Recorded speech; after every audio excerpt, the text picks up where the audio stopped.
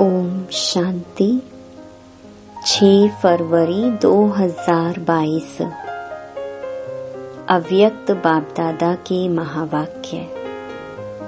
Original date 6 जनवरी 1990। होली हंस की परिभाषा। आज ज्ञान सागर बाप होली हंसों का संगठन देख रहे हैं।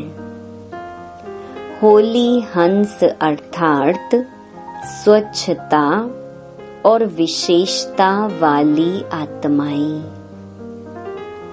स्वच्छता अर्थात मन, वचन, कर्म, संबंध सर्व में पवित्रता। पवित्रता की निशानी सदा ही सफेद रंग दिखाते हैं। आप होली हंस भी सफेद वस्त्रधारी, साफ दिल अर्थात स्वच्छता स्वरूप हो। तन, मन और दिल से सदा बेदाग अर्थात स्वच्छ हो। अगर कोई तन से अर्थात बाहर से कितना भी स्वच्छ हो, साफ हो, लेकिन मन से साफ ना हो, स्वच्छ ना हो, तो कहते हैं कि पहले मन को साफ रखो। साफ मन व साफ दिल पर साहिब राजी होता है। साथ साथ साफ दिल वाले की सर्व मुराद अर्थात कामनाएं पूरी होती हैं। हंस की विशेषता स्वच्छता अर्थात साफ है। इसलिए आप ब्राह्मण आत्माओं को होली हंस कहा जाता है। चेक करो कि मुझ होली हंस आत्मा की चारों ही बातों में अर्थात तन, मन, दिल और संबंध में स्वच्छता है। संपूर्ण स्वच्छता व पवित्रता यही इस संगम युग में सबका लक्ष्य है।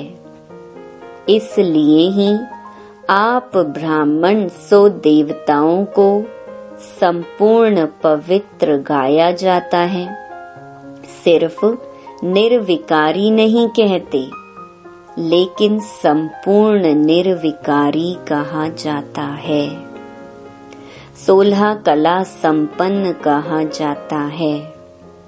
सिर्फ 16 कला नहीं कहते, लेकिन उसमें संपन्न। गायन आपके ही देवता रूप का है, लेकिन बने कब? ब्राह्मण जीवन में व देवता जीवन में। बनने का समय अब संगम युग है। इसलिए चेक करो कि कहाँ तक अर्थात कितने % में स्वच्छता अर्थात पवित्रता धारण की है। तन की स्वच्छता अर्थात सदा इस तन को आत्मा का मंदिर समझ उस स्मृति से स्वच्छ रखना। जितनी मूर्ति श्रेष्ठ होती है, उतना ही मंदिर भी श्रेष्ठ होता है। तो आप श्रेष्ठ मूर्तियां हो या साधारण हो, ब्राह्मण आत्माएं सारे कल्प में नंबर 1 श्रेष्ठ आत्माएं। ब्राह्मणों के आगे देवताएं भी सोने तुल्य हैं और ब्राह्मण हीरे तुल्य हैं। तो आप सभी हीरे की मूर्तियां हो। कितनी ऊंची हो गई, इतना अपना स्वमान जान इस शरीर रूपी मंदिर को स्वच्छ रखो। सादा हो लेकिन स्वच्छ हो। इस विधि से तन की पवित्रता सदा रूहानी खुशबू का अनुभव कराएगी। ऐसी स्वच्छता पवित्रता कहाँ तक धारण हुई? देह भान में स्वच्छता नहीं होती, लेकिन आत्मा का मंदिर समझने से स्वच्छ रखते हो। और यह मंदिर भी बाप ने आपको संभालने और चलाने के लिए दिया है। इस मंदिर का ट्रस्टी बनाया है। आपने तो तन मन धन सब दे दिया ना। अभी आपका तो नहीं है। मेरा कहेंगे या तेरा कहेंगे, तो ट्रस्टीपन स्वतः ही नष्टो मोहा अर्थात स्वच्छता और पवित्रता को अपने में लाता है। मोह से स्वच्छता नहीं, लेकिन बाप ने सेवा दी है, ऐसे समझ तन को स्वच्छ पवित्र रखते हो ना। वह जैसे आता है वैसे चलाते रहते हो।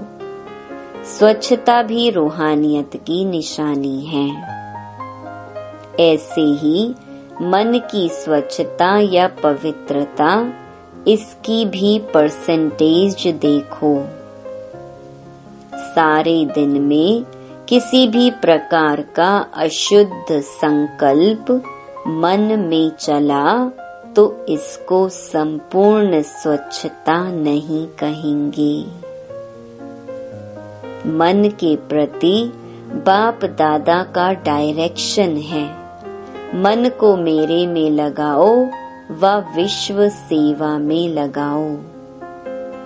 मन मना भव, इस मंत्र की सदा स्मृति रहे। इसको कहते हैं मन की स्वच्छता व पवित्रता। और किसी तरफ भी मन भटकता है तो भटकना अर्थात अस्वच्छता। इस विधि से चेक करो कि कितनी % में स्वच्छता धारण हुई। विस्तार तो जानते हो ना। तीसरी बात, दिल की स्वच्छता। इसको भी जानते हो कि सच्चाई ही सफाई है।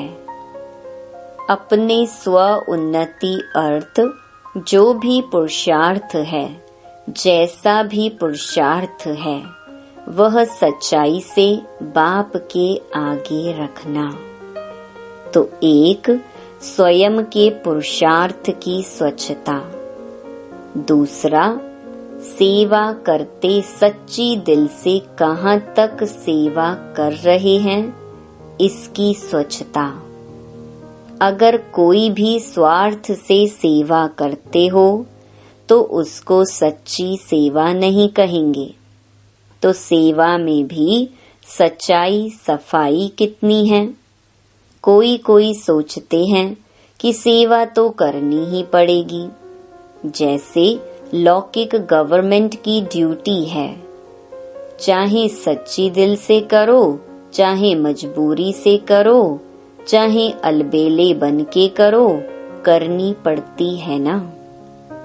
कैसे भी 8 घंटे पास करने ही हैं। ऐसे इस ऑलमाइटी गवर्नमेंट द्वारा ड्यूटी मिली हुई है, ऐसे समझ के सेवा करना, इसको सच्ची सेवा नहीं कहा जाता। ड्यूटी सिर्फ नहीं है, लेकिन ब्राह्मण आत्माओं का निजी संस्कार ही सेवा है। तो संस्कार स्वतः ही सच्ची सेवा के बिना रहने नहीं देते। तो ऐसे चेक करो कि सच्ची दिल से अर्थात ब्राह्मण जीवन के स्वतः संस्कार से कितने % की सेवा की।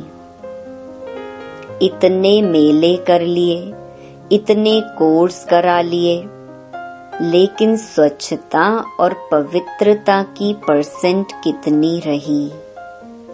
ड्यूटी नहीं है, लेकिन निजी संस्कार है, स्वधर्म है, स्वकर्म है। चौथी बात, संबंध में स्वच्छता। इसका सार रूप में विशेष यह चेक करो कि संतुष्टता रूपी स्वच्छता कितने % में है। सारे दिन में भिन्न भिन्न वैरायटी आत्माओं से संबंध होता है। 3 प्रकार के संबंध में आते हो। एक ब्राह्मण परिवार के, दूसरा आए हुए जिज्ञासु आत्माओं के, तीसरा लौकिक परिवार के। तीनों ही संबंध में सारे दिन में स्वयं की संतुष्टता और संबंध में आने वाली दूसरी आत्माओं के संतुष्टता की परसेंटेज कितनी रही? संतुष्टता की निशानी स्वयं भी मन से हल्के और खुश रहेंगे और दूसरे भी खुश होंगे। असंतुष्टता की निशानी स्वयं भी मन से भारी होंगे। अगर सच्चे पुरुषार्थी हैं तो बार बार ना चाहते भी ये संकल्प आता रहेगा कि ऐसे नहीं बोलते, ऐसे नहीं करते तो अच्छा। यह बोलते थे, यह करते थे, यह आता रहेगा। अलबेले पुरुषार्थी को यह भी नहीं आएगा, तो यह बोझ खुश रहने नहीं देगा, हल्का रहने नहीं देगा। संबंध की स्वच्छता अर्थात संतुष्टता, यही संबंध की सच्चाई और सफाई है। इसलिए आप कहते हो सच तो बिठो नच, अर्थात सच्चा सदा खुशी में नाचता रहेगा। तो सुना होली हंस की परिभाषा। अगर सत्यता की स्वच्छता नहीं है तो हंस हो, लेकिन होली हंस नहीं हो। तो चेक करो संपन्न और संपूर्ण का जो गायन है वह कहाँ तक बने हैं। अगर ड्रामा अनुसार आज भी इस शरीर का हिसाब समाप्त हो जाए तो कितनी परसेंटेज में पास होंगे? वाह, ड्रामा को कहेंगे थोड़ा समय ठहरो। यह तो सोचकर नहीं बैठे हो कि छोटे छोटे तो जाने वाले हैं ही नहीं। एवर रेडी का अर्थ क्या है? समय का इंतजार तो नहीं करते कि अभी 10-11 वर्ष तो हैं। बहुत करके 2000 का हिसाब सोचते हैं, लेकिन सृष्टि के विनाश की बात अलग है। अपने को एवर रेडी रखना अलग बात है। इसलिए यह उससे नहीं मिलाना। भिन्न भिन्न आत्माओं का भिन्न भिन्न पार्ट है। इसीलिए यह नहीं सोचो कि मेरा एडवांस पार्टी में तो नहीं है या मेरा तो विनाश के बाद भी पार्ट है। कोई आत्माओं का है, लेकिन मैं एवर रेडी रहूं, नहीं तो अलबेलेपन का अंश प्रकट हो जाएगा। एवर रेडी रहो, फिर चाहे 20 वर्ष जिंदा रहो, कोई हर्जा नहीं, लेकिन ऐसे आधार पर नहीं रहना। इसको कहते हैं होली हंस। ज्ञान सागर के कंठे पर आए हो ना, तो आज होली हंस की स्वच्छता सुनाई, फिर विशेषता सुनाएंगे। टीचर्स को चेक करना आता है ना, टीचर्स को विशेष समर्पित होने का भाग्य मिला हुआ है। चाहे प्रवृत्ति वाले भी मन से समर्पित हैं, फिर भी टीचर्स का विशेष भाग्य है। काम ही याद और सेवा का है। चाहे खाना बनाती या कपड़े धुलाई करती, वह भी यज्ञ सेवा है। वह भी अलौकिक जीवन प्रति सेवा करती हो। प्रवृत्ति वालों को दोनों तरफ निभाना पड़ता है। आपको तो एक ही काम है ना, डबल तो नहीं है। जो सच्चाई और सफाई से बाप और सेवा में सदा लगे रहते हैं, उन्हें कोई और मेहनत करने की आवश्यकता नहीं पड़ती है। सुनाया था कि योग्य टीचर का भंडारा और भंडारी सदा भरपूर रहेगा। फिक्र नहीं करना पड़ेगा, अगला मास कैसे चलेगा, मेला कैसे होगा। सेवा के साथ साथ साधन स्वतः प्राप्त होंगे। रूहानी आकर्षण सेवा और सेवा केंद्र स्वतः ही बढ़ाती रहती है। जब ज्यादा सोचते हो कि जिज्ञासु क्यों नहीं बढ़ते, ठहरते क्यों नहीं, चले क्यों जाते, तो जिज्ञासु नहीं ठहरते। योग युक्त होकर रूहानियत से आह्वान करते हो तो जिज्ञासु स्वतः ही बढ़ते हैं। ऐसे होता है ना, तो मन सदा हल्का रखो, किसी प्रकार का बोझ नहीं रहे। किसी भी प्रकार का बोझ है, चाहे अपना, चाहे सेवा का, चाहे सेवा साथियों का, तो उड़ने नहीं देगा। सेवा भी ऊंची नहीं उठेगी, इसलिए सदा दिल साफ और मुराद हासिल करते रहो। प्राप्तियां आपके सामने स्वतः ही आएंगी। क्या सुना? सर्व रूहानी प्राप्तियां है ही ब्राह्मणों के लिए, तो कहाँ जाएंगी? अधिकार ही आप लोगों का है। अधिकार कोई छीन नहीं सकता। अच्छा, सर्व होली हंसों को, चारों ओर के सच्चे साहिब को राजी करने वाले, सच्ची दिल वाली श्रेष्ठ आत्माओं को, सदा स्वयं को एवर रेडी रखने वाले नंबर 1 बच्चों को, सदा अपने को गायन योग्य संपूर्ण और संपन्न बनाने वाले बाप के समीप बच्चों को, सदा अपने को अमूल्य हीरे तुल्य अनुभव करने वाले अनुभवी आत्माओं को बाप दादा का याद प्यार और नमस्ते। महाराष्ट्र ग्रुप से अव्यक्त बाप दादा की मुलाकात। सदा खुशहाल रहते हो। खुशहाल अर्थात भरपूर, संपन्न। खुशहाली स्वयं को भी प्रिय, औरों को भी प्रिय लगती है। जहाँ खुशहाली नहीं होती, उसे कांटों का जंगल कहते हैं। तो आप सबकी जीवन खुशहाल बन गई है। और चाल कौन सी हो गई? उड़ती कला वाली फरिश्तों की चाल हो गई। तो हाल भी अच्छा और चाल भी अच्छी।